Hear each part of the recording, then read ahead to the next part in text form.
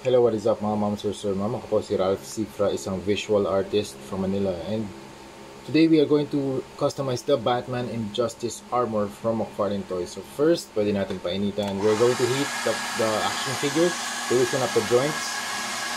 Okay. We're going to disassemble the figure first. Then pop the head. Here, pop the head. Okay. Oh, nice. And the arms too. The arms, careful. Okay. Okay.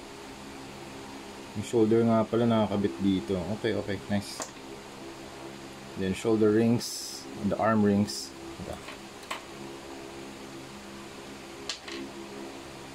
Okay. Okay. Arms. Tapos yung legs. Actually, yung legs pwedeng hindi na natin tanggalin. So, kailangan din pala tanggalin yung legs so we can spray this part. Okay. Yan.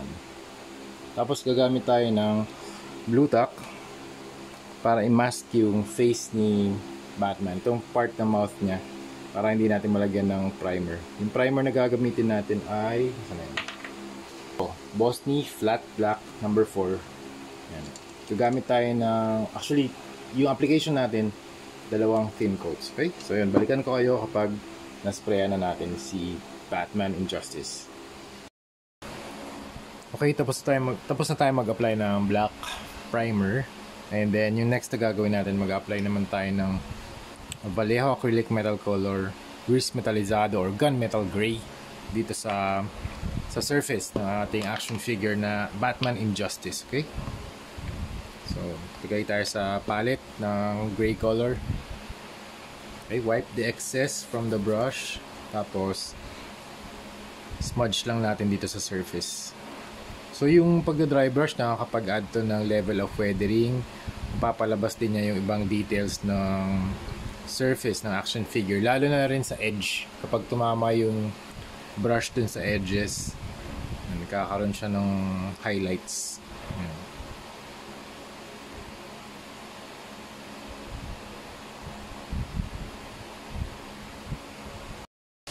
Okay, after ng dry brushing, mag-add tayo ng Hero Water-Based Acrylic Primer Matte Gray. Yan, para makapag-add ng konting color separation. Yan, ito. Para makapag-add tayo ng konting color separation. Yan. Dito sa knees, I also added dito sa chest niya. Ito, pakita ko sa inyo. Ito, yan, sa chest. Dito sa legs. Yan. Okay, after that, gamit tayo ng Vallejo Metal Color, Airbrush Color, Oro 77.725 Gold. Okay, para naman dito sa belt niya. Dry brush lang gagamitin natin. Yan.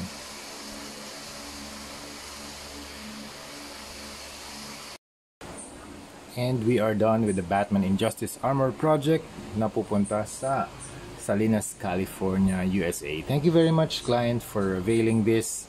Super cool na makapag-customize ulit ng McFarlane Toys na Batman Injustice Armor.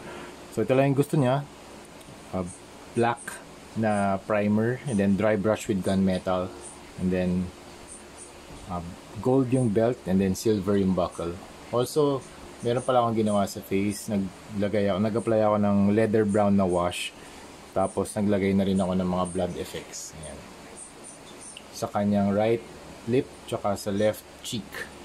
Ayan. Tapos meron na rin siya mga dinry brush ko na rin ng gunmetal yung kanyang batarangs. Okay, so ito na yung ating finished na custom na action figure.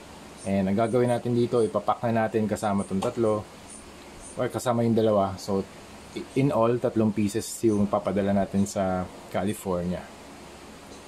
So we have a Bat Bale, the Batman Injustice Armor, and the Deathstroke X Punisher. Okay?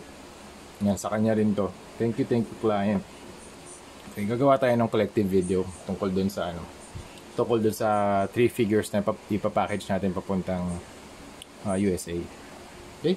So for now, tapos na yung ating tutorial and let's take some photos para ma-upload na natin sa social media platform. So you follow me sa Facebook, Rain Cifra, sa YouTube, Ralph Cifra. Also, I have Instagram, Ralph Cifra, tapos 2 underscore.